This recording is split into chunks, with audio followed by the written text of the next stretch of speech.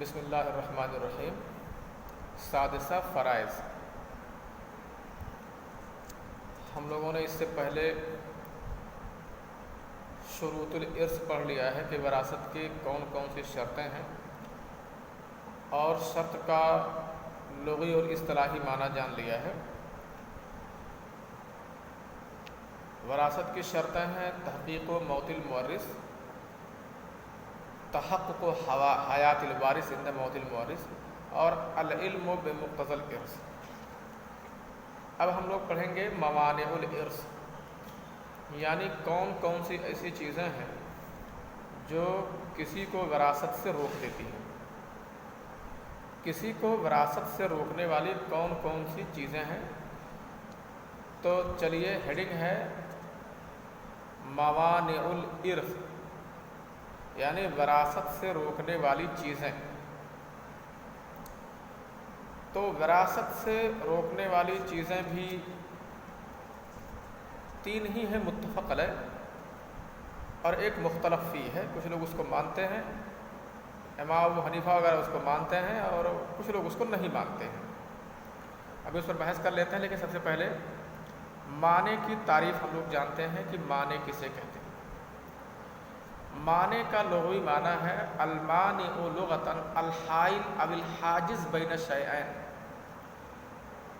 لغوی اعتبار سے معنی حائل یا دو چیزوں کے درمیان رکاوٹ کو کہتے ہیں۔ دو چیزوں کے درمیان رکاوٹ کو مانع کہا جاتا ہے۔ اللہ تعالیٰ قول ہے وَظَنُّوا أَنَّهُمْ مَانِعَتُهُمْ حُصُونُهُمْ مِنَ اللَّهِ۔ ان لوگوں نے یہ سمجھا تھا کہ ان کے قلعے انہیں اللہ سے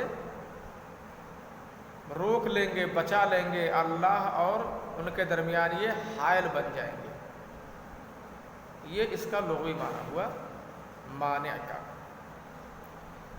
وَاصطلاحً، اور اصطلاحی اعتبار سے معنی کسے کہا جاتا ہے؟ تو اصطلاحی اعتبار سے معنی بولتے ہیں ما یلزم من وجودہ العدم، جس کے وجود سے عدم لازم آتا ہے۔ جس کے وجود سے عدم لازم آتا ہے، لیکن اس کے عدم سے وجود اور عدم لازم نہیں آتا۔ اس کو غور سے سنیے۔ اصطلاحی اعتبار سے معنی کسے بولتے ہیں؟ معنی کہتے ہیں کہ جس کے وجود سے عدم لازم آئے، اور جس کے عدم سے وجود اور عدم لازم نہ آئے۔ یہ تھوڑا گاڑھا ہو گیا ہوگا، اس کو مثال سے سمجھتے ہیں۔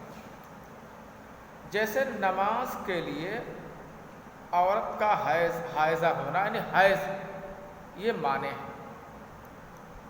نماز کے لیے حیض معنی ہے۔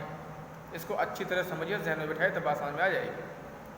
نماز کے لیے حیض معنی ہے۔ حیض کیا ہے؟ معنی ہے۔ کس کے لیے؟ نماز کے لیے۔ اب تعریف پہ غور کرتے ہیں۔ معنی بولتے ہیں جس کے وجود سے عدم لازم آئے۔ تو حیض معنی ہے، کس کے لیے؟ نماز کے لیے۔ اب حیض اگر موجود ہے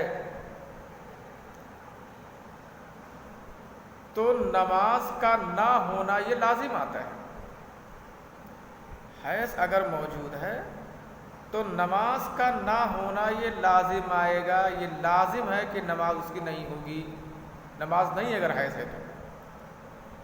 معنی بولتے ہیں، معنی ایسی چیز ہوتی ہے کہ اگر وہ موجود ہو کسی چیز کے لیے تو وہ چیز نہیں ہوگی۔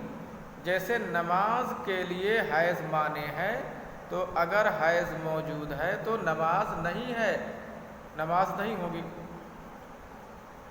لیکن اس کے نہ ہونے سے ہونا یا نہ ہونا لازم نہیں آتا۔ اب مان لیجئے حیض نہیں ہے، کوئی عورت حائضہ نہیں ہے، تو کیا اب نماز لازم ہے اس کے لیے؟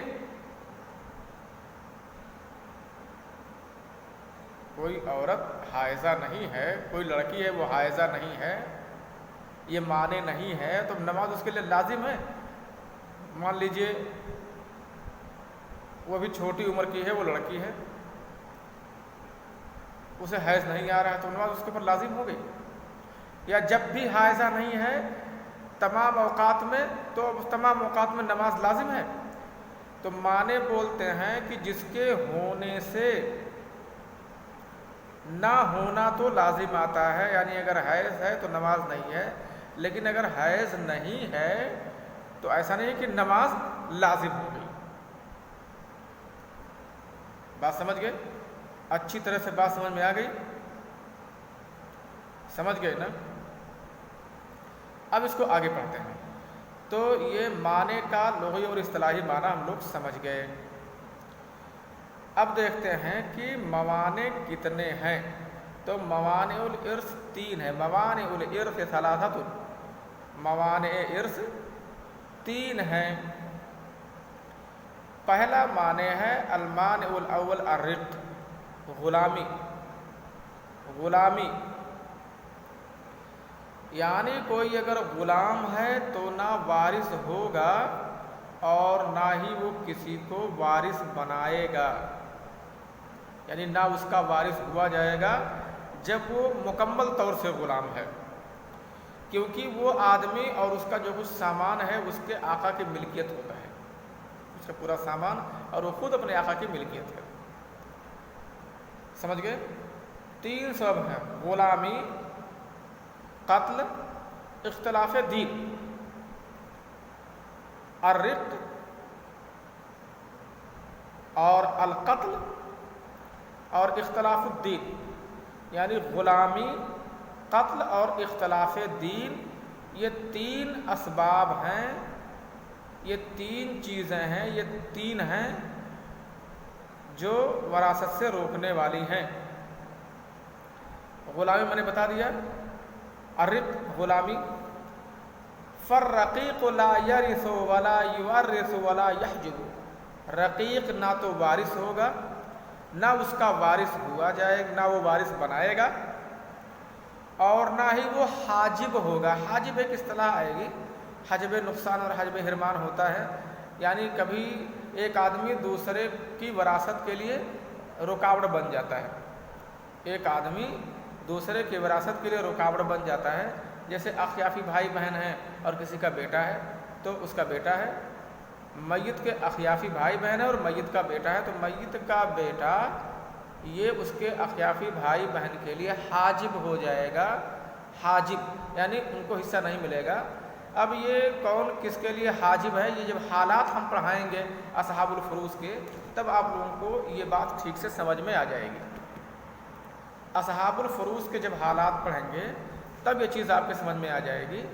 آپ صرف ابھی فی الحال اتنا یاد رکھیے کہ اگر غلام ہے تو نہ تو وارث ہوگا، نہ کسی کو وارث بنائے گا، یعنی نہ اس کا وارث ہوا جائے گا، اور نہ ہی وہ کسی کے لیے حاجب ہو سکتا ہے، نہ تو حجب نقصان ہوگا کا سبب بنے گا اور نہ ہی حجب حرمان کا سبب بنے گا اگر وہ مکمل طور سے غلام ہے تب۔ کیوں ایسا ہوگا؟ کیونکہ وہ اس کے پاس کچھ ہے نہیں، وہ خود ایک دوسرے کی ملکیت ہے، وہ خود اس کا سارا سامان اپنے آقا کی ملکیت ہے۔ تو پہلا سبب ہے غلامی، رق۔ دوسرا سبب ہے القتل، دوسرا سبب ہے قتل۔ اگر کسی نے اپنے مورث کو قتل کر دیا ہے، مان لیجیے کسی نے اپنے باپ کو قتل کر دیا، اپنے بھائی کو قتل کر دیا ہے، تو یہ قتل کرنا جہاں اس کا حق بنتا تھا اپنے باپ یا بھائی میں، تو اب یہ قتل کرنا اس کو وراثت کے حق سے محروم کر دے گا۔ القتل، فالقاتل لا یرث من مورثه القتیل، قاتل اپنے مقتول مورث کی طرف سے وارث نہیں ہوگا، کیونکہ اللہ کے رسول کی حدیث ہے لیس للقاتل من المیراث شیء، لیس للقاتل من المیراث شیء، قاتل کے لیے، رواہ النسائی بسند صحیح، قاتل کے لیے میراث میں سے کچھ بھی نہیں ہے، ہاں لیکن ایک بات ہے، مقتول یہ قاتل کا وارث ہو جائے گا اگر اتفاق سے قاتل مقتول سے پہلے مر گیا ہے تو۔ قاتل مقتول کا وارث نہیں ہوگا، لیکن مقتول قاتل کا وارث ہو سکتا ہے اگر قاتل ہی مقتول سے پہلے مر گیا۔ اب یہ بات الٹی سمجھ میں آ رہی ہوگی اور شاید ٹھیک سے نہ سمجھ میں آتی ہو، تو آپ یہ سمجھ لیجئے اس چیز کو کہ جیسے مان لیجئے ایک آدمی نے اپنے باپ کا قتل کیا، اللہ نہ کرے ایسا کبھی ہو، ایک آدمی نے اپنے باپ کا قتل کیا، تو پہلی حالت یہ سمجھیے کہ اگر بیٹے نے باپ کو قتل کر دیا ہے تو باپ کی جائیداد میں اب بیٹا کا حصہ نہیں ہے۔ لیکن اس طرح سے اگر معاملہ ہو گیا کہ بیٹے نے اپنے باپ کو بندوق سے مارا یا تلوار ماری قتل کرنے کی نیت سے، اور وہ 1 گھنٹے کے بعد مر گیا، ترنت نہیں 1 گھنٹے کے بعد مر گیا، اتفاق سے جب اس نے تلوار ماری تو اس کے 10 5 20 منٹ کے بعد اس کا ہارٹ اٹیک ہو گیا، قاتل کا ہارٹ اٹیک ہو گیا، اور قاتل مقتول سے پہلے ہی مر گیا، اس کو مرنے میں 1 گھنٹہ لگا، 1 گھنٹے کے بعد مارا جس کو مارا تھا اپنے باپ کو، لیکن قاتل کا ہارٹ اٹیک ہو گیا اور وہ اپنی جگہ پر وہی ختم ہو گیا، تو اب قاتل مقتول سے پہلے مر گیا۔ اس صورت میں قاتل مقتول سے پہلے مر گیا ہے۔ اب قاتل میں سے قاتل کی جب جائیداد بانٹی جائے گی تو اس مقتول کے اس کے باپ کو حصہ دار بنایا جائے گا، وارث ہوگا۔ اس چیز کو آپ نے سمجھ لیا ہے ٹھیک سے، امید سے سمجھ گئے ہوں گے۔ تو غلامی اور قتل یہ 2 چیزیں، یہ 2 چیزیں ہیں۔ تیسری چیز ہے اختلاف الدین، دونوں کے دین میں اختلاف ہو، ایک مسلم ہو ایک کافر ہو تو آپس میں ایک دوسرے کے وارث نہیں ہوں گے، ہے نا؟ فالمسلم لا یرث الکافر والکافر لا یرث المسلم۔ اللہ کے رسول کی حدیث ہے لا یرث المسلم الکافر ولا الکافر المسلم، لا یرث المتفق علیہ، لا یرث المسلم الکافر، مسلم کافر کا وارث نہیں ہوگا، ولا الکافر المسلم، اور کافر مسلم کا وارث نہیں ہوگا۔ اور ایک اور روایت ہے لا یتوارث اہل ملتین، 2 ملت 2 دین والے آپس میں ایک دوسرے کے وارث نہیں ہوں گے، رواہ الخمسہ الا الترمذی۔ بعض لوگوں نے اختلاف دارین بھی سبب مانا ہے، امام ابو حنیفہ وغیرہ نے، یعنی 2 ملک، دونوں آدمی کا الگ الگ ملک ہو، لیکن بہرحال اسلام کی کوئی سرحد نہیں ہے، یہ نہیں کہ اس اسلامی ملک میں دوسرا اسلامی قانون نافذ ہوگا اور دوسرے اسلامی ملک میں دوسرا اسلامی قانون نافذ ہوگا، تو یہ ملکوں کی سرحد یہ وراثت سے نہیں روکتی ہیں، لیکن امام ابو حنیفہ وغیرہ کے نزدیک یہ ملکوں کی سرحدیں بھی وراثت سے روکنے کا باعث بن جاتی ہیں۔ جیسے اس وقت ہے قانون میں ہے کہ اگر کوئی آدمی بھارت کا نیشنلٹی لیا ہوا ہے اور کوئی دوسرے ملک کا لیا ہوا ہے، تو اب دوسرے ملک کا نیشنلٹی لیا ہوا آدمی دوسرے ملک میں حصہ نہیں پا سکتا ہے۔